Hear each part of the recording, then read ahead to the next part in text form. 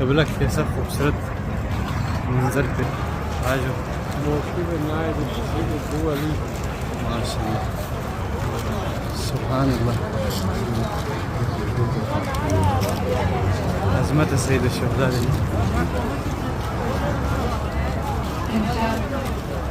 ما توفیق پیدا کردیم که با وجود شما، حضور شما، توسل خالصانه شما عزیزان عرض ادب خدمت اهل علیهم السلام داشته باشیم. من واقعا فکر می‌کردم ما چرا بی‌نصیب شدیم از اینکه توسل و هیئتی داشته باشیم. خدا شما رو رساند، ابا عبدالله علیه السلام شما رو رساند.